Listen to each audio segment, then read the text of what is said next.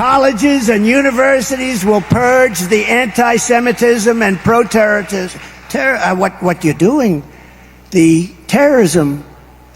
That was Donald Trump short-circuiting, giving a speech in Las Vegas on Saturday. I'm Ben Meiselas from the Midas Touch Network. Donald Trump continuing to give these very dangerous, bizarre, and unhinged speeches where he also looks very unwell. Let me show you what went down at this Las Vegas speech. It was low energy. It was, again, very dangerous and odd. Let's break down what took place here. In addition to short-circuiting, Donald Trump says that while he and the MAGA Republicans claim to be these First Amendment purists, he's going to deport anyone who's been part of the pro-Palestine protests. He's going to deport everybody. Here, play this clip. Not going to be getting into our country. I will cancel the student visas of Hamas and sympathizers on college campuses. The college campuses are being taken over. And all of the resident aliens who joined in the pro-jihadist protest this month, nobody's ever seen anything like it. Come 2025, we will find you and we will deport you. We will deport you. And again, these are the MAGA Republicans who say that they are First Amendment purists. Come on, they just make up any label to ultimately justify their ability to hate and to do whatever it is that they want to do to seize power. Here, Donald Trump says how much he loves Kim Jong-un and that Kim Jong-un doesn't like President Biden. You know what, Donald Trump? We don't want our presidents in the United States to be loved by authoritarian dictator cult-like leaders abroad. Here, play this clip. A very big problem. And frankly, North Korea right now is a very big problem also. You see what's happening there. He's not liking this group of people. Speaking of that, here Donald Trump praises the far-right leader in Hungary, Viktor Orban. At least Donald Trump got the country right this time. And Donald Trump says how much he likes Orban here. Here, play this clip. And I make this promise you as president, we will restore peace through strength on the earth, beyond, on the earth. Viktor Orban said the other day, the only way that this world is going to be solved, he's a very strong man, as you know, from Hungary, and he's the boss. There's no doubt about it. He actually asked me for my endorsement, and I gave it to him. I said, what do you need it for? He says, because I like to win by a lot. And he did. But he said, they asked him a question at an interview, and they said, what would you recommend to Biden? And he said that I recommend that he resign immediately and put Trump in his place, because during Trump, there were no problems. China respected us. Russia respected us. Everybody respected us. Here, Donald Trump, again, does not know how to say Hamas, so he calls it hummus. Play the clip. Hezbollah and Hamas. Here, Donald Trump brags about his Muslim travel ban and that he would bring that back right away. Play this clip. As president, I will end once and for all the mass importation of anti-Semitism into the United States. And just as I did before, we will keep radical Islamic terrorists the hell out of our country. We're going to keep them out of our country. We were keeping them out. We were keeping them out. You remember the travel ban? On day one, I will restore our travel ban. We had a travel ban because we didn't want people coming into our country who really love the idea of blowing our country up. Let's blow up our streets and our shopping centers and our people. So I instituted what we call the Trump travel ban, and it was an amazing success. It was suspended immediately upon his coming into the country. And by the way, I've seen a lot of people who have been very critical of President Biden over his international diplomacy. I'm not in that group, but for all of those people, I think Biden's doing a great job, and he is even-handed. Obviously, the situation is incredibly difficult, but President Biden is being as diplomatic as he can and balancing interest. I'll leave it at that.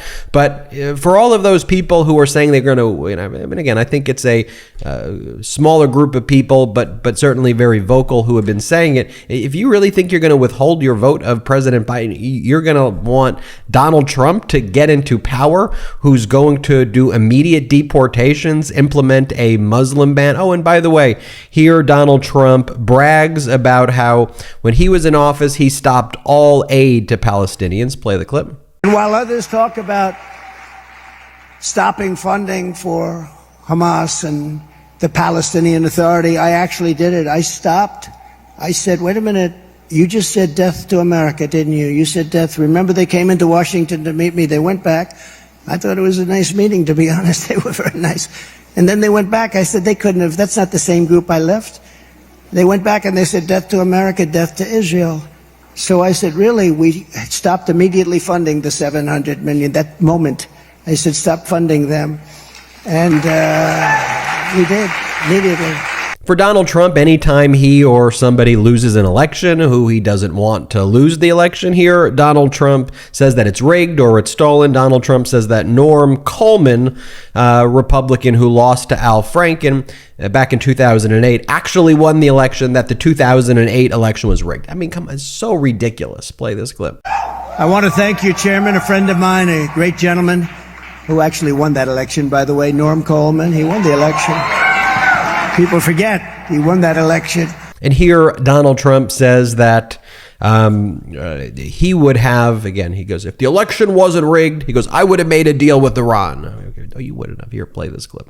They were desperate to make a deal. We would have had a deal within 1 week after the election if the election weren't rigged. We would have had a deal 1 week after that election. And here Donald Trump says that he doesn't want America to turn into Europe, where there's jihads in every corner. What is this guy talking about? Play this clip. But the only other alternative is they want to destroy our country. They want to destroy our country. Under Biden, we have not one but two immigration disasters. We have one on the border, and we have one in the Biden State Department, which is admitting colossal amounts of jihadists into our communities and campuses and our refugee programs. That's why you see all of these big demonstrations in New York, in Chicago. Nobody can believe what's taking place. They're letting them in at levels that nobody's ever seen before. We cannot allow that to happen, and we don't want to be like Europe with jihads on every corner. That's what happens. I mean, we're going to be like Europe. You take a look at London, you take a look at Paris, you take a look at what's going on over there. We want to be the United States of America, and we want to make our country great again. Right now, we don't have a great country. We have a laughingstock. When here Donald Trump says that experts said that Donald Trump's policies would lead to chaos and turmoil in the Middle East, and he said they were wrong. No, I think they were actually spot on. I mean, you're the arsonist who lit the fire with geopolitical screw-ups that you did, intentional undermining of our foreign policy, freeing the Taliban. I mean, you released all the Taliban prisoners, 5,000 of them, getting nothing in return. You set that in motion. I could go on and on and on with international affairs, but even domestically, we could talk about $8 trillion to the deficit. You put $8 trillion to the deficit. You added to our debt. I mean, it's absurd. Here, play this clip of Trump. Play the clip. For 72 years, people would fly into Israel and they'd talk and talk and talk about the Golan Heights, and I got it for them. We got them sovereignty over the Golan Heights. That was a big deal. We got it done in about 12 minutes. That's right. 72 years they talked about the Golan Heights. Every year people would fly in and they'd talk about the Golan Heights. They'd have lunch, they'd have dinner, they'd go home, and they'd come back a year later and keep talking. I got it done in 12 minutes. That was a big one. The experts said our pro-Israel policies would produce terror and chaos, but I knew the opposite was true. That turned out to be right. And by the way, just want to show you some other clips of Donald Trump short-circuiting recently, so you see that this is actually an alarming pattern of things that have been taking place recently.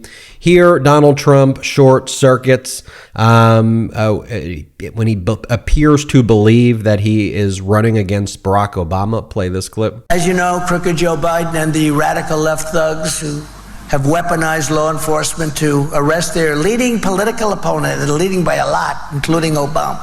I'll tell you what, you take a look at Obama and take a look at some of the things that he's done. This is the same thing. The country is very divided. And we did with Obama. We won an election that everyone said couldn't be won. We beat Hillary Clinton. Now, you know, I used to call her Crooked Hillary. Here, a disoriented and confused Donald Trump short circuits again during a live speech and appeared to think that Jeb Bush was the president that got us into the Iraq War. Play this clip. It's less than 4 months before the season starts. We start in Iowa, we go to New Hampshire, we come down here. You know, the beauty was when I came here, everyone thought Bush was going to win. And then they took a poll and they found out Trump was up by about 50 points. Everyone said, what's going on right here? They thought Bush, because Bush supposedly was a military person. Great. You know what? He was a military. He got us into the Middle East. How did that work out, right? But they all thought that Bush might win. Jeb. Remember Jeb? He used the word Jeb. He didn't use the word Bush. I said, you mean he's ashamed of the last name? And then they immediately started using the name Bush.